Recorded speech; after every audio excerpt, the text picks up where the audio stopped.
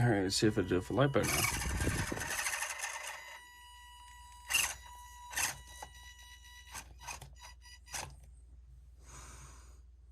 now. Not bad.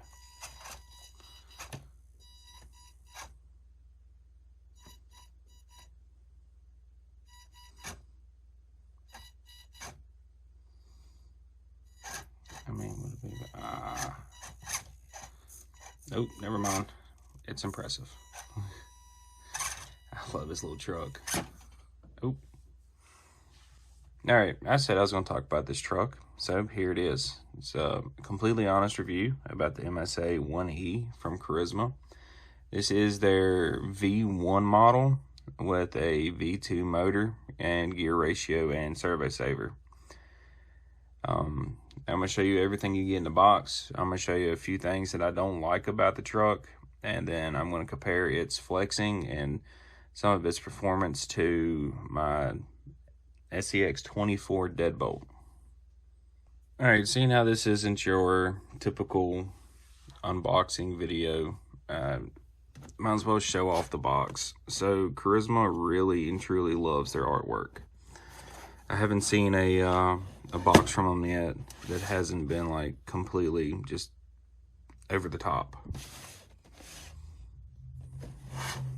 Oh, there's nothing on the bottom.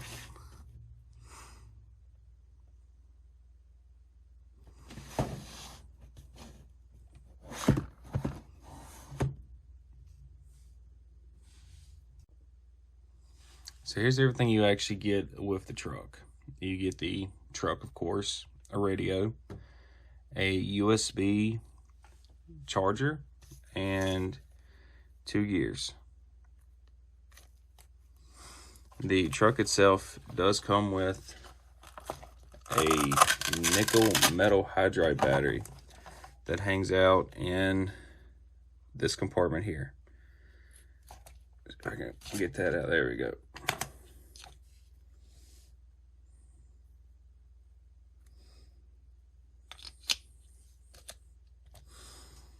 It does also include the 4 AA batteries. So this is a complete ready to run. You can take it straight out of the box, charge the battery, and go. Now, as you saw, the body is Velcroed on. It has 3 spots of Velcro on the chassis itself, and there's Velcro on the hood and in the bed. This is a fully licensed F-150 body. The front grille, front bumper are stickers, as well as the side molding. The rear bumper and the tailgate forward emblem with the taillights are also stickers. It does come with light buckets on top, and that's on a roll bar that is bolted to the body. Now, as far as for the chassis itself, the entire chassis is plastic. There's not really a lot of metal on this chassis. Therefore, it is light and it is heavy where it's needed. The battery compartment is located on the rear. It does have this little tray here. The battery compartment itself, and my first gripe with this unit is it's a very limited battery compartment tray.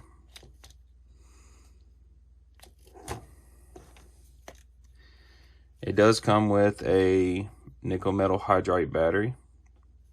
You can see it is your standard 24 scale battery.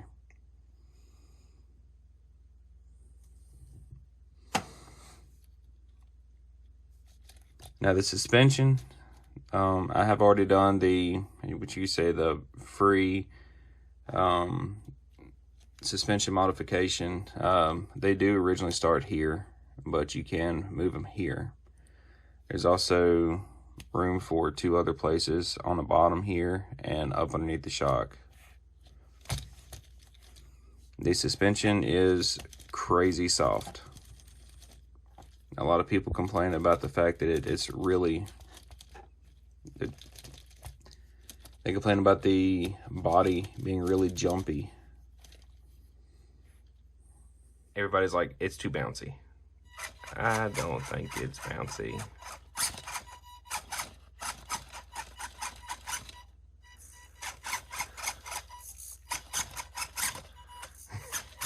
It's extremely bouncy.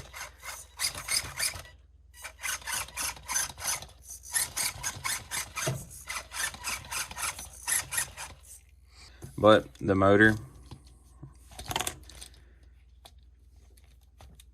already has a nice heat sink on it, which I don't know if you're going to even get these hot. So I don't know what the point of that was, unless that was just to protect the motor in case we decide to overheat it. I guess back to back, just pulling the battery, putting a new one in, you'll eventually do it. I've never overheated a crawler motor though. As I've stated before, the entire thing is plastic. The chassis is plastic.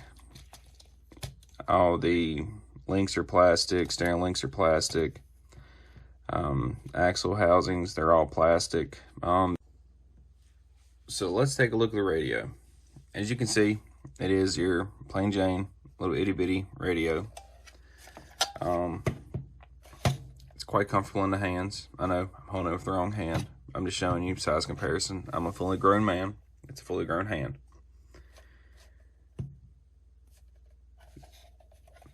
For being as simple as it is actually quite comfortable.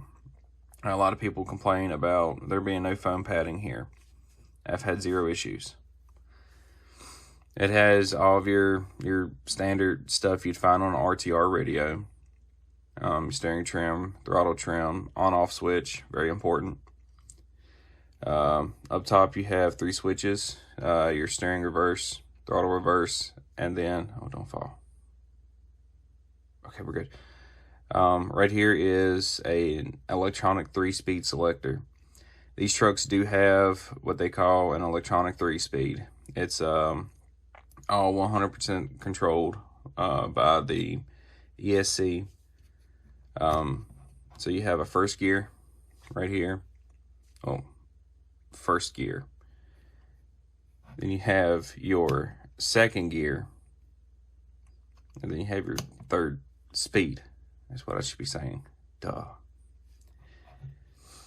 But as far as radios are concerned, it's a RTR radio.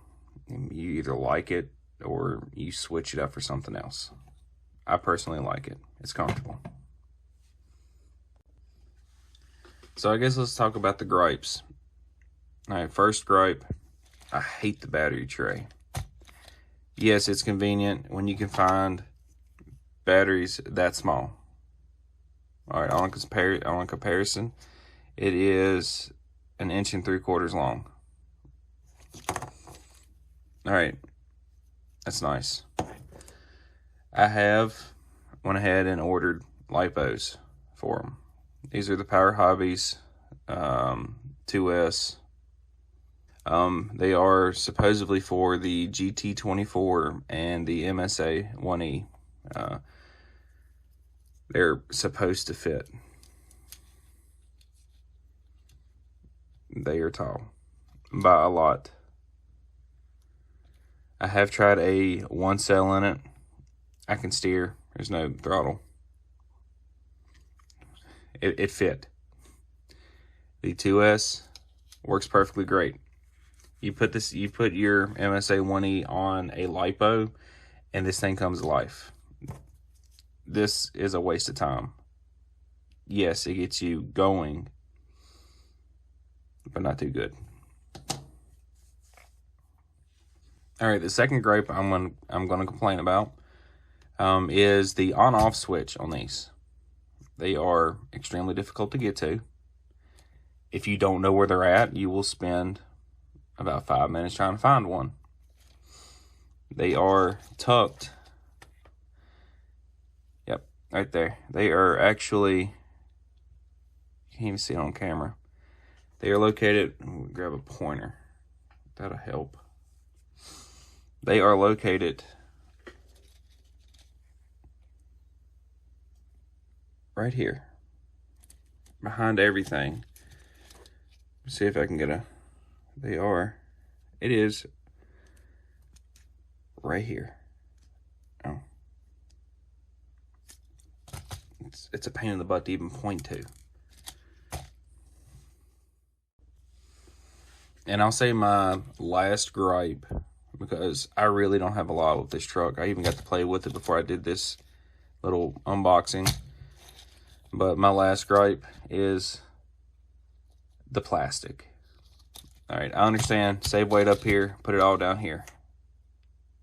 It keeps you playing it, and it works. All right. My issue is they made the lug nuts plastic. And they made it to where it's like your standard 4mm, whatever size it is. I don't forgot, but it's frustrating. And it's like it's too small. I mean, it does the job. I haven't lost a wheel yet, but that's easily fixed. You can buy a set for, I think, like $2 from Carisma. They're metal.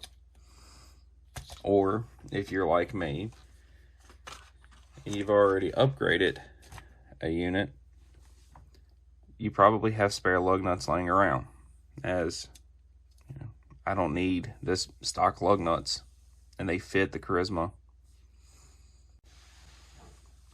All right, so for upgraded parts, there's not really much out on the market for them. You got wheels, tires, you know, the standard axial wheels and tires. They're all the same size. They'll fit. You might have to do some, trimming to the body. As far as brass, the only brass that I know about are for the actual knuckles themselves. Everything else is basically the universal brass wheels and the little extensions for the wheels, just to make it a little wider. The suspension itself, everybody likes to harp on, these being so bouncy. I mean, that is kind of bouncy. I think it's funny, so I like it. I'm also a weird person. But I do also have a set of Carisma oil-filled aluminum shocks for the MSA-1E. I don't know if I'm going to put them on. I like the shocks that come on it personally. I've never been much of, it's got to look good while it crawls. I just want it to go where it needs to go. Now, as far as performance out of the box, I think this little truck does amazing. If you have watched any of the videos, or if you've ever met me in person, I like my SCX-24 deadbolt. I have a lot of stuff done to this deadbolt. A lot of weight, a lot of brass, upgraded servo. This truck out of the box goes anywhere this one will go without any fussing. And this truck's $120.